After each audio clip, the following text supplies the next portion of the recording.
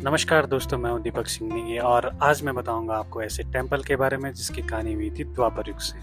तो हम जा रहे हैं आज उस टेम्पल की ओर और दर्शन करने माता रानी जी के। तो ये एक सिद्धपीठ कहा जाता है वैसे, और हम जा रहे हैं, आप देख रहे होंगे। ये है आपका रुद्रप्रयाग, जो मुख्य बाजार है, आपका जो मुख्य शहर है, वहाँ से लगभग 35-40 किलोमीटर की दूरी पर ये मंदिर पड़ता है और ये बद्रीनाथ हाईवे की तरफ है। तो हम इस समय जा रहे हैं, रास्ते में हैं, तो मैं आपको बताऊंगा इस मंदिर की क्या महत्वता है और द्वापर युग से इसका क्या कनेक्शन है। तो यूँ तो बने रहे हमारे साथ। तो दोस्तों, वही पहुंच चुके हैं हम यहाँ पर जहाँ पर हमने गाड़ी खड़ी की है, और आगे ये टेम्पल का गेट आपको दिखाई दे रहा होगा। तो हम चलते हैं और पहुँच गए हम यहाँ पर जहाँ पर ये टेम्पल है। ये है जसोली गांव, जहाँ पर कि ये टेम्पल स्थित है, और आपको दिखाई दे भी रहा होगा आगे। बड़ा सुंदर गांव है ये, चारों तरफ पहाड़ियाँ हैं, हरियाली है और अद्भुत बढ़िया अच्छे नज़ारे हैं यहाँ पर। तो सड़कें यहाँ तक आने के लिए जो कनेक्टिविटी है, ये जो बद्रीनाथ हाईवे से एक नगराशु से आप ऊपर आ सकते हैं, और एक अभी शॉर्टकट यहाँ पर बन गया है घोलतीर से। तो वहाँ पे कुछ रेलवे निर्माण कार्य भी चल रहा है, तो वहीं से ऊपर आपको घोलतीर से भी शॉर्टकट में यहाँ पहुँच सकते हैं। तो ये देख सकते हैं गाँव का दृश्य, काफ़ी हरियाली है यहाँ पर, चारों तरफ पहाड़ हैं और लगभग हमारे यहाँ पहाड़ी गांव ऐसे ही होते हैं। काफ़ी अच्छा दिखाई दे रहा है। तो अब हम ये जा रहे हैं टेम्पल की तरफ। ये सड़क से 100-200 किलोमीटर के 100-200 मीटर के आसपास का है ये। तो ये पहुंच गए हम टेम्पल में। ये है माँ हरियाली देवी जी का टेम्पल, जो कि सिद्धपीठ में आता है। और इसकी कहानी, जैसे कि मैंने आपको बताया, द्वापर युग से इसकी कहानी जुड़ी हुई है, और कैसे द्वापर युग से इसकी कहानी जुड़ी है मैं आपको बताऊंगा। तो ये देख लीजिए ये टेम्पल, और जो ऊपर ये आपको पहाड़ियाँ दिख रही हैं, इनका भी अपना एक महत्व है, क्योंकि ये टेम्पल जो है, और ऊपर जो पहाड़ी दिख रही थी आपको, हरियाली कांठा बोलते हैं उसको, हरियाली पर्वत बोलते हैं, उसकी भी अलग अपनी कहानी है। तो ये टेम्पल में यहाँ पर चारों तरफ जो जिनकी मन्नत पूरी हुई हैं और जिन्होंने मन्नत मांगी रहती है, वो यहाँ पर घंटियाँ चढ़ाते हैं। तो दोस्तों, जो ये हरियाली देवी का जो ये मंदिर है, इसको वैष्णो देवी, शीतला देवी के नाम से भी जाना जाता है। और जो इसका जो इतिहास रहा है, जो हमारी पौराणिक कथाओं में इनका उल्लेख मिलता है, तो द्वापर युग में तो जो श्री कृष्ण की बहन के रूप में इन्हें माना जाता है, कि जो देवकी की 7वीं संतान थी, जब कंस ने उनकी सभी संतानों को मारना चाहा, तो उसमें जो ये 7वीं संतान थी, तो जब ये देवी के रूप में अवतरित हुई, तो इन्हें योग माया कहा गया। तो वो यहाँ पर हरियाली पर्वत में आके विस्थापित होगी। तो यहाँ पर वो स्थापित हो गए हरियाली पर्वत में। तो तब से ये इन्हें योग माया या वैष्णो देवी, शीतला देवी के नाम से भी जाना जाता है। और रामनवमी के दिन यहाँ पर बहुत बड़ा मेला भी लगता है। तो वैसे ये देवी जो थी, ऊपर जो मैंने आपको पहाड़ी दिखाई थी, जिसको हरियाली कांठा बोलते हैं, वहाँ पर विराजमान थी ये। तो वहाँ पर प्रतिदिन पूजा अर्चना करना काफ़ी दिक्कत होती है आने जाने में। तो फिर वहाँ पर तब ये मंदिर यहाँ पर स्थापित किया गया था।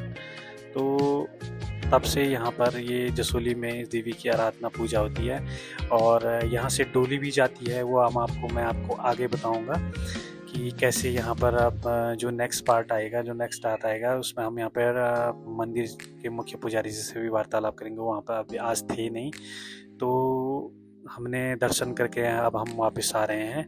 तो आगे आपको बताएंगे विस्तार से कि क्या क्या कैसी होती है। यहाँ पे डोली जाती है हरियाली जो कांठा है ऊपर, वहाँ पे हरियाली पर्वत पर। तो अब हम मंदिर से वापस रुद्रप्रयाग की तरफ जा रहे हैं, और सुबह से हमारा व्रत था। तो अब हम क्या करेंगे कि आगे कहीं रुक के अपना व्रत भी तोड़ेंगे, थोड़ा नाश्ता कर लेंगे।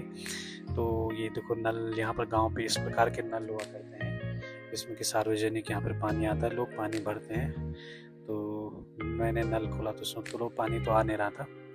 चलो ठीक है, कोई नहीं, आगे बढ़ते हैं। तो इसी तरीके से कुछ इतिहास है इसका, तो इसी के बारे में बात करेंगे। फिलहाल आप देख सकते हैं कितना रमणीय स्थान है, और यहाँ पर हमारी माताजी हमारे पिताजी को पेड़ पे चढ़ा के एक फल निकलवा रही हैं।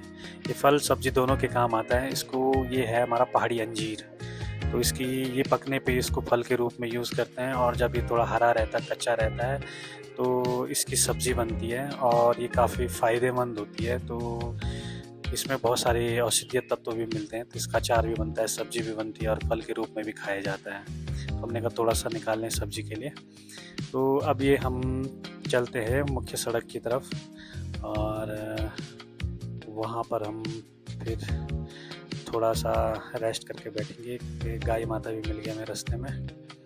तो अब हम जा रहे हैं मुख्य सड़क की तरफ। तो ये है इनका मेन गेट, जो सड़क से मेन गेट है, जय मां हरियाली इस पे लिखा हुआ है, हम देख सकते हैं। और इस पे श्लोक भी लिखा है, जयंती मंगला काली भद्रकाली कपालिनी दुर्गा क्षमा शिवरात्रि करके। तो अब यहाँ पे देख सकते हैं टेम्पल का। तो अब हम आगे बढ़ेंगे और दिखाएंगे आपको कि हम कहाँ पे रुकेंगे। तो ये हमारी गाड़ी है, और यहाँ पर सारी गाड़ियाँ रुकती हैं, और यहाँ से थोड़ा 100-200 मीटर पैदल चलना पड़ता है टेंपल की तरफ। यहाँ पे कुछ दुकानें हैं, आप पूजा सामग्री वगैरह यहाँ पे से भी ले सकते हैं। टेंपल के लिए खुली हुई रहती हैं ये दुकानें। और ये है माँ हरियाली देवी जी का बोर्ड, और यहीं से ये आगे चले जाती है ये रोड, ये नगरासू की तरफ जाएगी, और हम इस रोड की बैक साइड से जाएंगे। तो हम गोलतीर में उतरेंगे। ये सब जो बद्रीनाथ हाईवे है उसको टच करेगा, और फिर वहाँ से हम रुद्रप्रयाग की उतरेंगे। दोस्तों अब हम चलते हैं, और यूं ही बने रहे हमारे साथ, और हम आपको दिखाएंगे कि कैसे हमने रास्ते में जंगल पिकनिक वगैरह की। तो पहाड़ों में यही मज़ा है।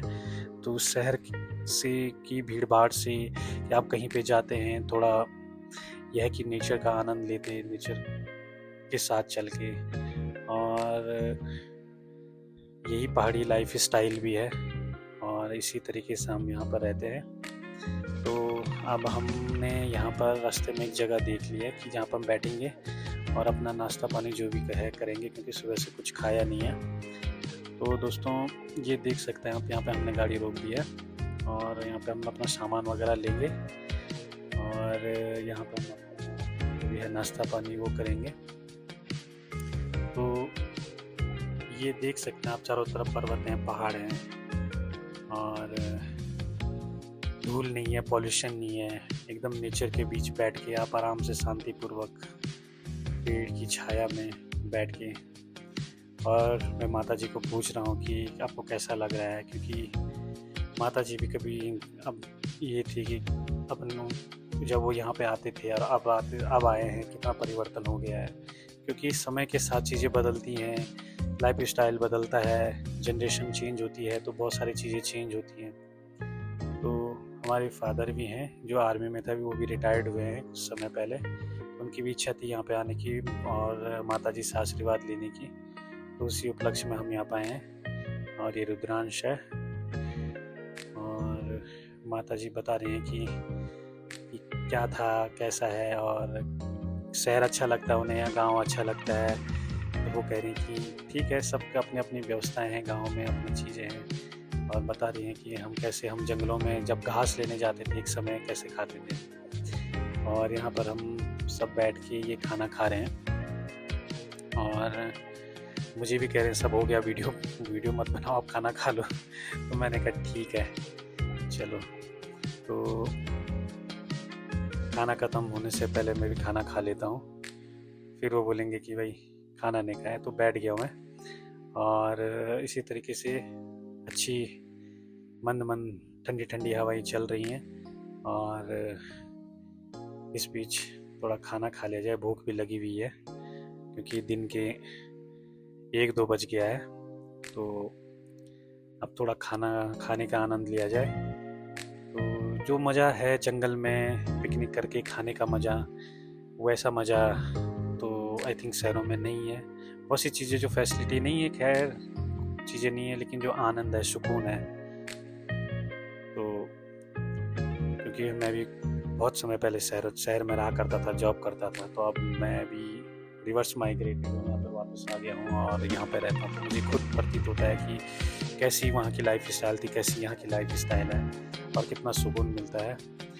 तो दोस्तों, तो यूँ ही खाना तो खा लिया हमने और खाना खाने के बाद अब थोड़ा सा आराम करेंगे 5-10 मिनट और उसके बाद हम यहाँ से चलेंगे। तो इसी बीच थोड़ा सा यहाँ पर 2-3 मुर्गियाँ उड़ रही थी, जंगली मुर्गियाँ, क्योंकि यहाँ पे जंगली मुर्गियाँ वगैरह, जंगली जानवर वगैरह, क्योंकि हम जंगल में, तो जंगल में ऑब्वियसली होंगे, तो यहाँ पर उड़ रही थी। तो मैंने कोशिश की दिखाने की, लेकिन वो दिखी नहीं मुझे। लेकिन यहाँ पे काफ़ी अच्छा लगा कि यहाँ पे प्लांटेशन वगैरह हो रखा है और यहाँ पे तालाब वगैरह भी बने हैं। पानी तो था नहीं, उनमें सूखा हुआ था, लेकिन यह कि बारिश के टाइम पे वो जमा होता है उन तालाबों में पानी। तो ठीक है, प्रकृति हमें बहुत कुछ देती है और हमें भी प्रकृति का ध्यान रखना चाहिए। ये जो तालाब बना हुआ है, अभी तो उसमें पानी नहीं, लेकिन बरसात में यहाँ पे पानी जमा रहता है। तो इस तरीके के तालाबों का फ़ायदा ये भी है कि आपका जो ग्राउंड वाटर लेवल है वो भी बना हुआ रहता है। ऐसे तालाब, इसको बोलते हैं चाल खाल योजना। तो इस पर सरकारी योजनाएं भी हैं और जो इस पर थोड़ा यहाँ पे आग वगैरह भी लगी हुई, तो जंगलों में आग वगैरह भी लगती रहती हैं। कई लगाते हैं, कुछ प्राकृतिक तरीके से भी लग जाती है, कुछ जानबूझ के भी लगाई जाती है। तो जो भी है, ये यहाँ पे प्लांटेशन वगैरह हो रखा है, काफ़ी अच्छा लगा देख के। ये हमें भी प्रकृति की केयर करनी चाहिए, नेचर की केयर करनी चाहिए, जब प्रकृति हमें इतना कुछ देती है। तो दोस्तों, ये है बांज का पेड़, इसे ओक बोलते हैं। ओक लैंड सुना होगा आपने, यहाँ पर ओक के पेड़ होते हैं। तो ये है ओक का पेड़, बांज का पेड़। ये पेड़, इसकी बेसिकली गांव में जो इसके पत्ते वगैरह हैं तो जानवरों को खिलाने के लिए घास के रूप में प्रयोग करते हैं। लेकिन जहाँ पर ये पेड़ होता है, ये ज़मीन में पानी को रोक के रखता है। और जहाँ पर ये पेड़ होते हैं, ये जो ठंडे इलाके में होते हैं अक्सर, तो यहाँ पर बांज वगैरह के पेड़ काफ़ी हैं। तो दोस्तों, ये बांज और ये चीड़ वगैरह के पेड़ हैं, यहाँ पे मिक्स पेड़ हैं। ये जो वातावरण है वो थोड़ा मिक्स है, दोनों के लिए अनुकूल है। और उसके बाद हम खाना तो खा लिया, थोड़ा आराम किया और उसके बाद हम चल दिए वापस रुद्रप्रयाग की ओर। तो दोस्तों, कैसा लगा हमारा ये ब्लॉग आपको, और आगे भी हम इसी तरीके से जुड़े रहेंगे आपके साथ। धन्यवाद और जय हिंद, जय उत्तराखंड।